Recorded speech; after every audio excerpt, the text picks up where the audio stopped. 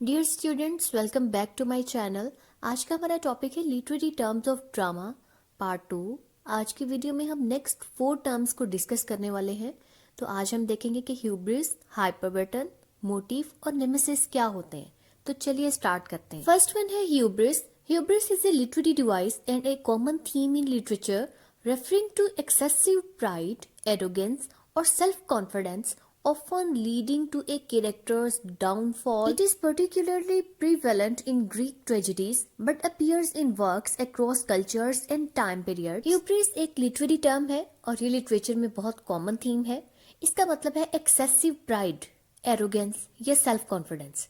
अब आप देखें, आप कहेंगे कि प्राइड और ह्यूब्रिस में क्या डिफरेंस है। देखिए, प्राइड जो होता है ये बहुत ही लिमिटेड फॉर्म में होता है, मतलब ये है कि एक लिमिट के अंदर होता है। जब प्राइड एक्सीड कर जाए एक लिमिट से, यानी एक लिमिट से बाहर निकल जाए, तो उस टाइम पे ये ह्यूब्रिस की कैटेगरी में आ जाता है। तो इसी तरह से एरोगेंस, सेल्फ कॉन्फिडेंस या प्राइड जब बहुत ज्यादा हो जाए, एक्सेसिव हो जाए, तो फिर ये ह्यूब्रिस बन जाएगा और यही ह्यूब्रिस एक कैरेक्टर को उसके डाउनफॉल की तरफ लेके जाएगा। तो इस तरीके से ये ड्रामा में एक ऐसी डिवाइस है जो कैरेक्टर के डाउनफॉल की रीजन बन जाती है। ह्यूब्रिस की बेस्ट एग्जाम्पल खरगोश और कछुए की कहानी है, जो आपने छोटी क्लासेस में पढ़ी होगी। अब खरगोश और कछुए की कहानी में क्या होता है कि खरगोश जो होता है वो बहुत ज्यादा ह्यूब्रिस करता है, उसके अंदर इतना ज्यादा प्राइड आ जाता है, बहुत ज्यादा वो एरोगेंट हो जाता है। वो कहता है कि मेरी तो स्पीड बहुत तेज है, मैं तो हर सूरत में ये रेस को विन करूंगा ही। इसी वजह से वो रास्ते में रुक जाता है, सो जाता है और फिर एट द एंड क्या होता है, ये ह्यूब्रिस उसकी डाउनफॉल की रीजन बन जाता है। क्योंकि दूसरी तरफ जो कछुआ होता है वो चलता रहता है और फिर वो डेजिग्नेशन पे पहुंच जाता है, लेकिन दूसरी तरफ खरगोश अपने ह्यूब्रिस की वजह से इस रेस को विन नहीं कर पाता। ग्रीक राइटर्स ने ह्यूब्रिस को अपने वर्क्स में बहुत ज्यादा यूज किया है, लेकिन ये सिर्फ ग्रीक एज तक ही लिमिटेड नहीं है, बल्कि मॉडर्न वर्क्स में भी बहुत से वर्क्स में हमें ह्यूब्रिस नजर आता है। Hubris is often used to explore themes of morality, the limitations of humanity, and consequences of overstepping bounds. Writers hubris को क्यों यूज करते हैं, आखिर इसका पर्पस क्या है?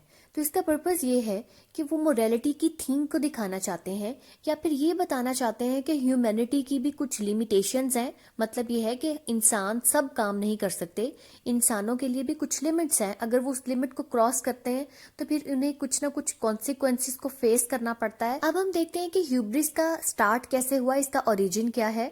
The term hubris originated in ancient Greek where it had several different meanings depending on the context. In ancient Greek, hubris referred to outrage, actions that violated natural order or which shamed and humiliated the victim, sometimes for the player. Hubris की term सबसे पहले ancient Greeks ने use की और उस time पे इसको different context में डिफरेंट मीनिंग्स के लिए यूज किया जाता था। तो एक मीनिंग था आउटरेज। आउटरेज का क्या मतलब था और इसका क्या पर्पस था? इसका मतलब था ऐसे एक्शंस, ऐसे काम जो नेचुरल ऑर्डर के अगेंस्ट हो, नेचुरल ऑर्डर को वायलेट करें। मतलब ये है कि उनके गॉड्स ने जो लिमिट्स क्रिएट की हुई थी, उन लिमिट्स को, उन ऑर्डर्स को डिसोबे करें, ठीक है। या फिर ऐसे विक्टिम की शेम करना या फिर ऐसे विक्टिम को ह्यूमिलिएट करना जिसने उस नेचुरल ऑर्डर को डिसोबे किया हो। और इसका मेन पर्पस क्या है कि इससे प्लेयर मिलेगी। जब आप किसी विक्टिम को पनिश करोगे तो आपको प्लेयर मिलती है। तो एक पर्पस उनका आउटरेज था। In his work Rhetoric, Aristotle defined hubris as a form of slight or insult.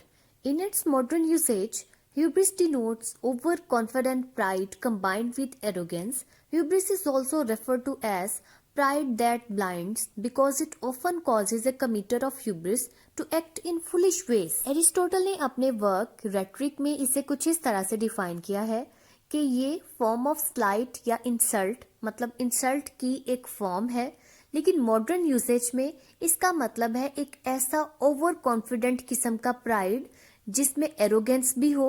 मतलब वही कि लिमिट से बड़ा हुआ प्राइड, एक लिमिट क्रॉस करके pride.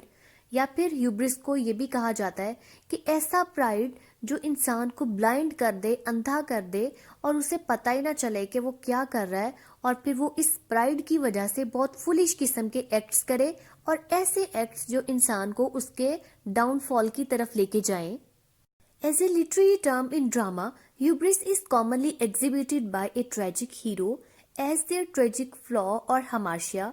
The extreme pride or arrogance of hubris often consumes a character, blinding them to reason and resulting in their ultimate downfall. Drama में hubris को जब दिखाया जाता है तो इसे ट्रेजिक हीरो के ट्रेजिक फ्लॉ के तौर पर दिखाया जाता है।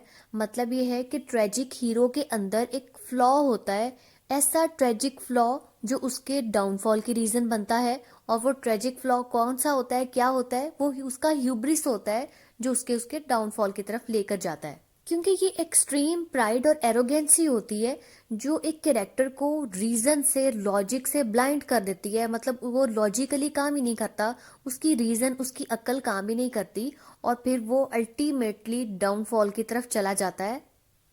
अब हम इसके कुछ एग्जाम्पल्स देखते हैं। तो पहले एग्जाम्पल है इडिपस रेक्स बाय सोफोक्लीस। अब ये इडिपस का ह्यूब्रिस होता है जिसमें इडिपस उस प्रोफेसी को रॉन्ग प्रूव करने की कोशिश करता है। ये उसकी एरोगेंसी होती है जिसकी वजह से वो ये सोचता है कि मैं अगर अपने घर से चला जाऊंगा तो फिर प्रोफेसी कैसे पूरा होगी।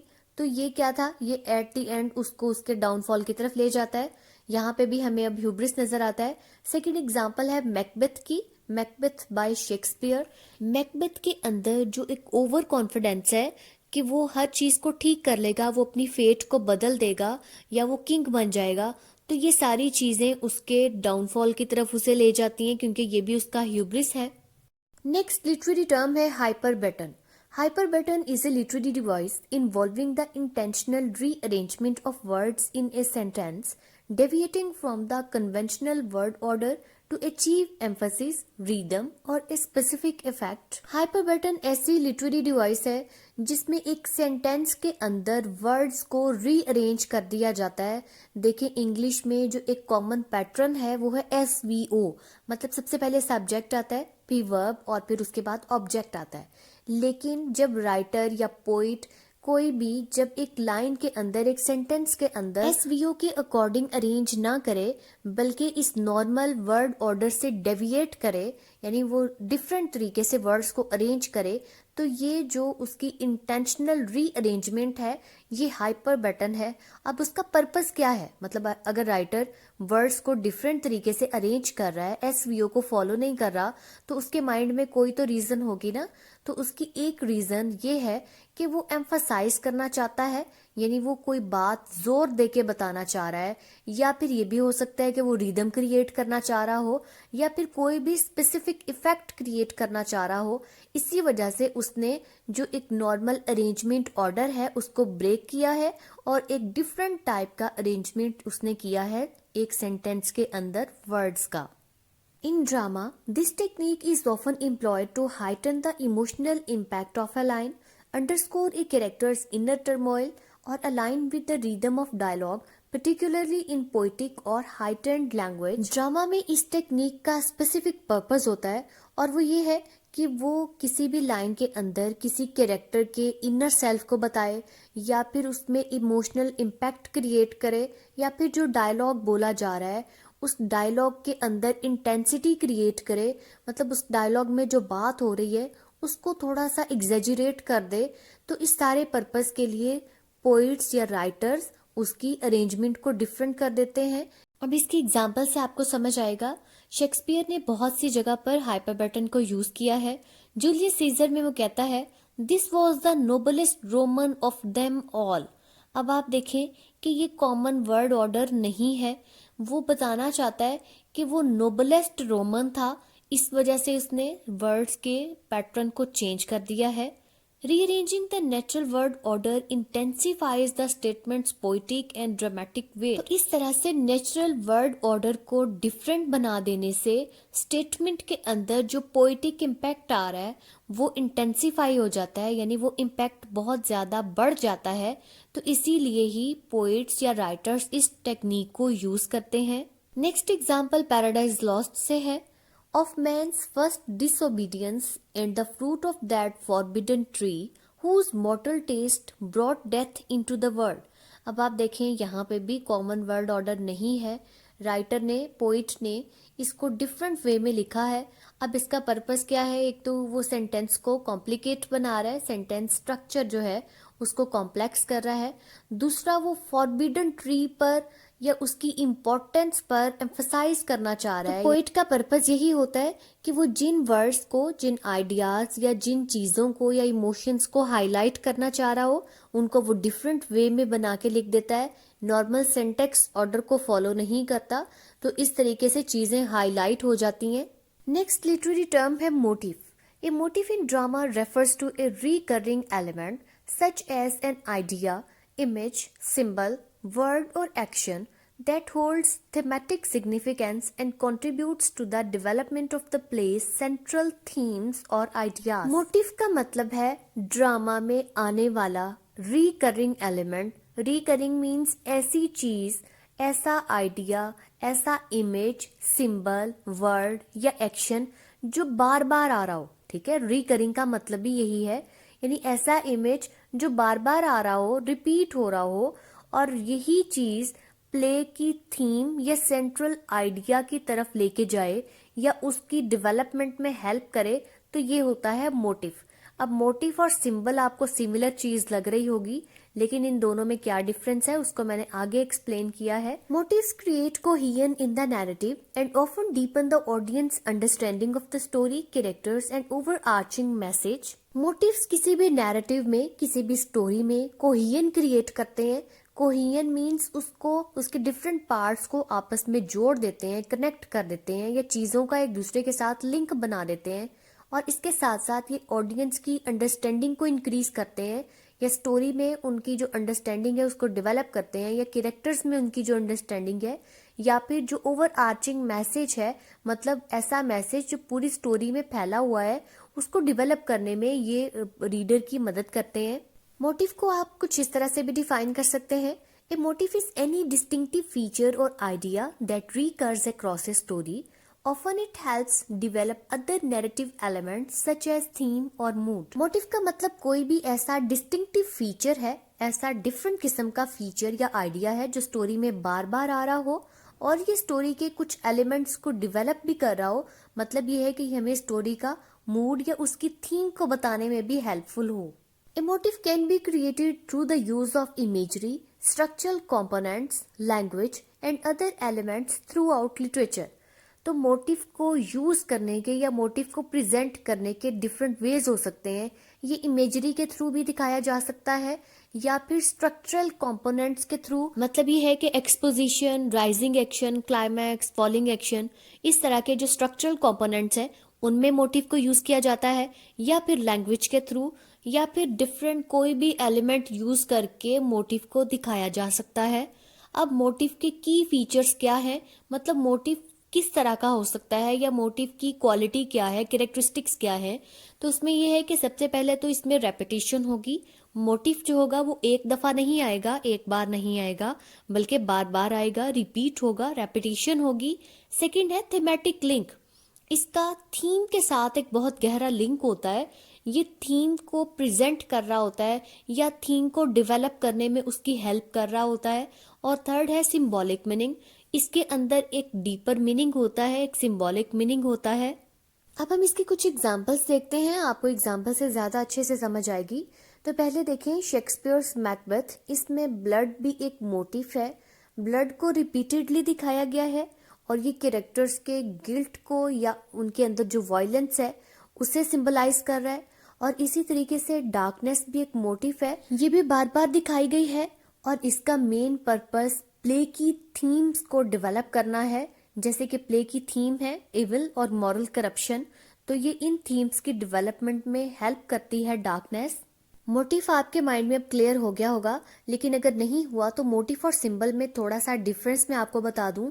मोटिव जो होता है इसमें रेपिटेशन होती है और ये एक पैटर्न में होता है, इसका थीम के साथ लिंक होता है और ये पूरे नैरेटिव में या पूरे ड्रामा में, स्टोरी में एक कोहेजन क्रिएट करता है। लेकिन दूसरी तरफ जो सिंबल होता है ये बहुत स्पेसिफिक सा होता है और ये सिंगुलर या फिर एक ही डीपर आइडिया दिखाता है। मतलब ये है कि इसका जो लेवल है वो बहुत लिमिटेड सा है, इसका फंक्शन भी बहुत लिमिटेड सा है।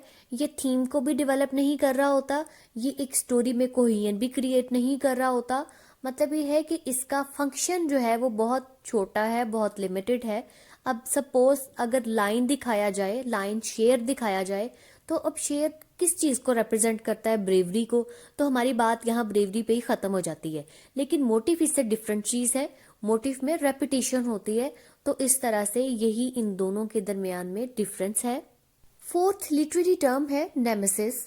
The term nemesis comes from Nemesis, the goddess of revenge in Greek mythology and divine retribution sought against the people guilty of hubris. Nemesis word Greek mythology से लिया गया है। ग्रीक mythology में आपने पढ़ा होगा उनकी बहुत सी गॉडेसेस थी, तो एक गॉडेसेस थे नेमेसिस।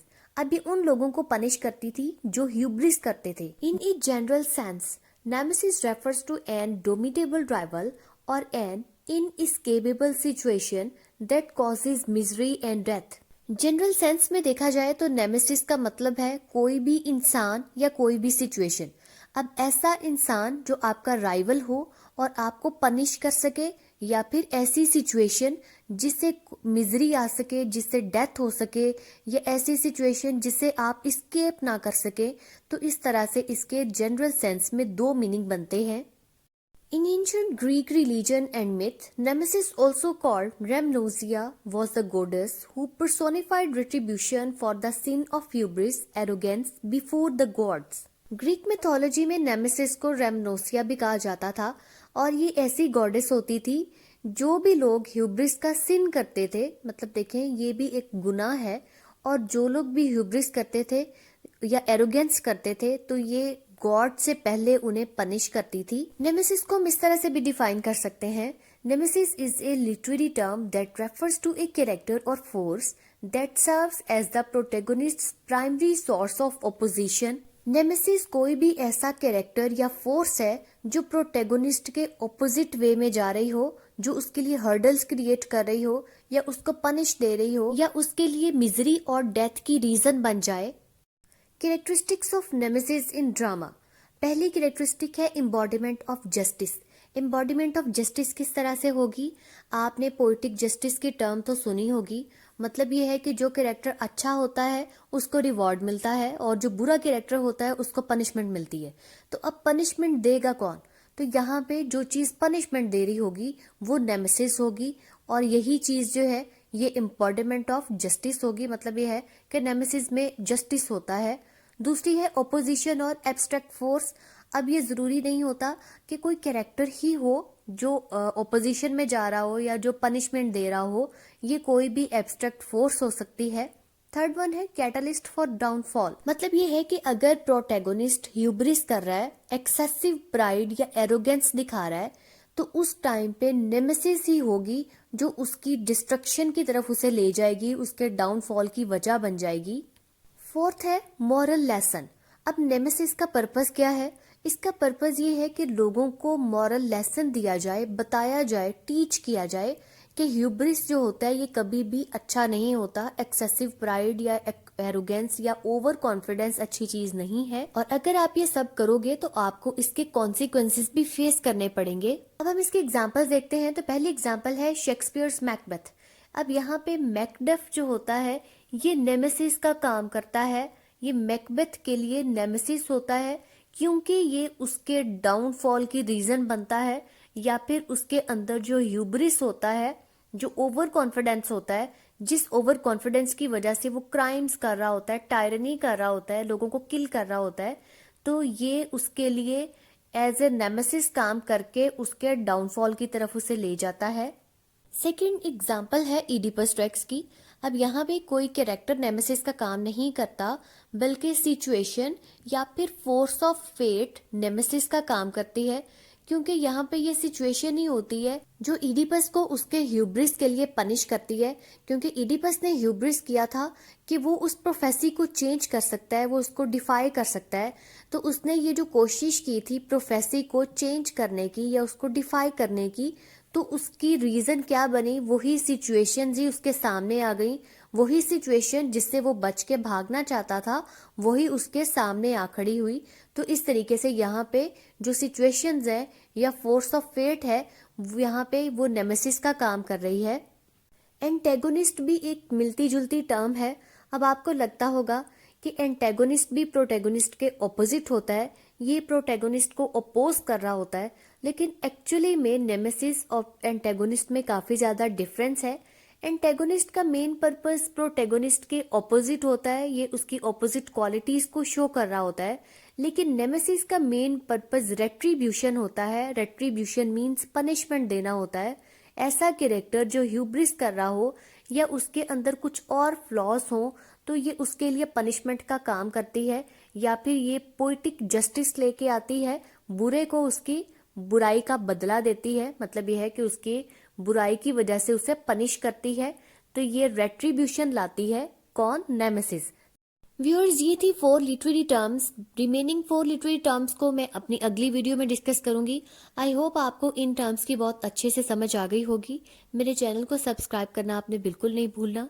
वीडियो को लाइक और शेयर भी आपने जरूर करना है। Thank you for watching.